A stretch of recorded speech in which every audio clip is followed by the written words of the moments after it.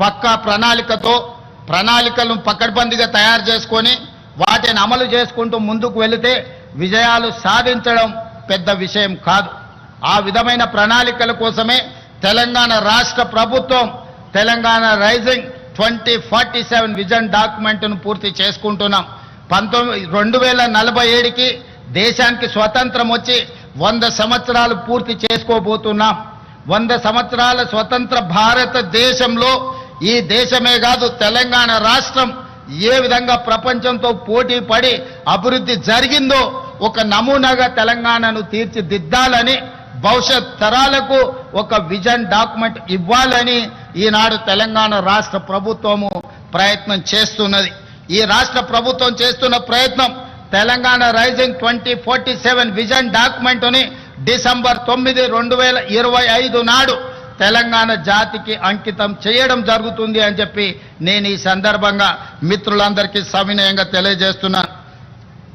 అదేవిధంగా మిత్రులారా, ఈ పాలసీ డాక్యుమెంటే తెలంగాణ ఆర్థిక వ్యవస్థకు అభివృద్ధికి ఒక గేమ్ చేంజర్గా మారుతుంది.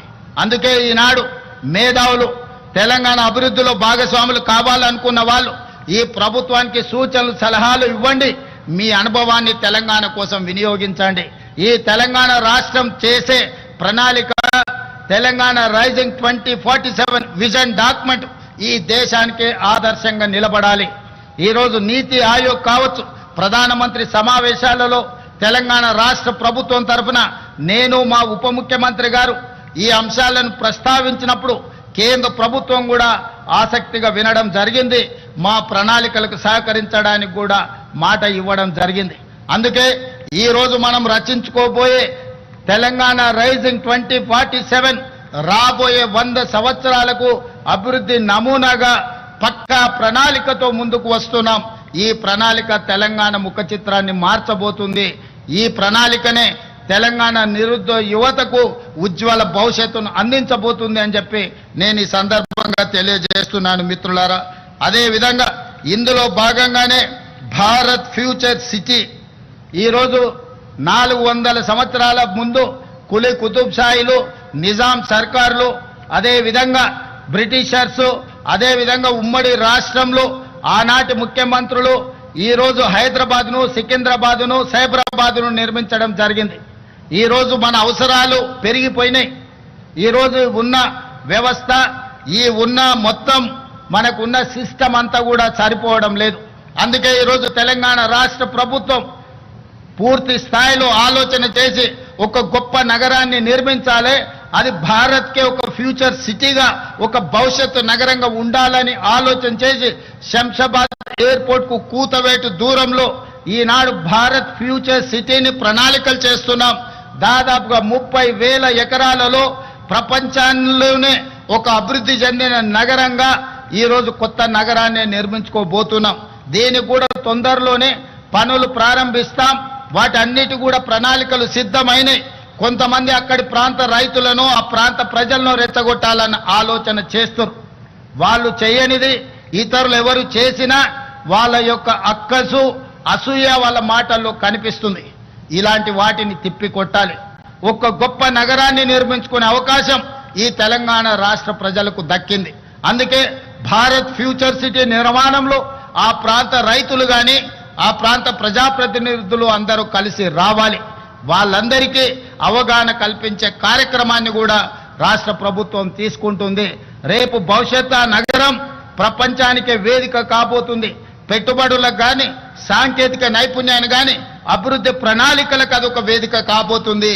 ఇది తెలంగాణ రాష్ట్ర ఆదాయాన్ని పెంచడమే కాకుండా తెలంగాణ రాష్ట్రాన్ని ఆర్థిక రంగంలో నిలదొక్కునేలా చేసి ఒక ధనిక రాష్ట్రంగా తెలంగాణను తీర్చిదిద్దే అవకాశం ఉంది.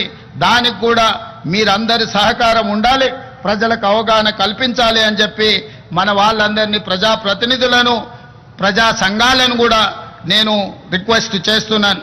దానికి రీజనల్ రింగ్ రోడ్డు అభివృద్ధికి రాచమార్గంగా మారబోతుంది. ఈరోజు 160 కిలోమీటర్ల ఔటర్ రింగ్ రోడ్డు ఈరోజు మనకింత అభివృద్ధి తెచ్చిపెట్టింది. ఈనాడు రీజనల్ రింగ్ రోడ్డు ప్రతిపాదన కేంద్ర ప్రభుత్వం దాదాపుగా ఆమోదించింది. రీజనల్ రింగ్ రోడ్డు 360 కిలోమీటర్లు రాబోతుంది. రీజనల్ రింగ్ రోడ్డుతో పాటు రీజనల్ రింగ్ రైలు ప్రణాళికలు కూడా కేంద్ర ప్రభుత్వం దాదాపుగా ఆమోదించింది. అదే విధంగా ఈ రోజు రీజనల్ రింగ్ రోడ్కి, ఔటర్ రింగ్ రోడ్ నుంచి రీజనల్ రింగ్ రోడ్కి మధ్యలో మనం రేడియల్ రోడ్స్ వేసుకోబోతున్నాం కొత్తగా.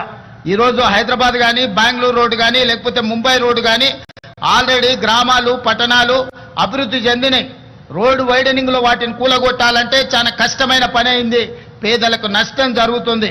అందుకే నూతనంగా రేడియల్ రోడ్స్ ప్లాన్ చేస్తున్నాం. ఈనాడు మనము ఫ్యూచర్ సిటీ నుంచి ఒక రేడియల్ రోడ్, అదే విధంగా బుద్వేల్ కోత్వాల్ గూడ నుంచి ఈ రోజు చందన్వాల్లి నుంచి కొడంగల్ వరకు ఇంకొక రేడియల్ రోడ్డుని ఈ రకంగా 10 నుంచి 12 రేడియల్ రోడ్స్ ని ఔటర్ రింగ్ రోడ్డు నుంచి రీజనల్ రింగ్ రోడ్డుకు వేయదలుచుకున్నాం. ఇదే కాదు, ఈనాడు కేంద్ర ప్రభుత్వంతో మాట్లాడాను. బుల్లెట్ ట్రైన్ అంటే జనాలు జపాన్ గురించి జపాన్ వైపు చూస్తారు. జపాన్ తర్వాత నరేంద్ర మోడీ గారు గుజరాత్కు తీసుకెళ్ళాడు. నేను అడిగిన ప్రధానమంత్రి గారిని, మాకు కూడా బుల్లెట్ ట్రైన్ కావాలి, సౌత్లో ఉండే నగరాలకు కనెక్టివిటీ పెరగాలని.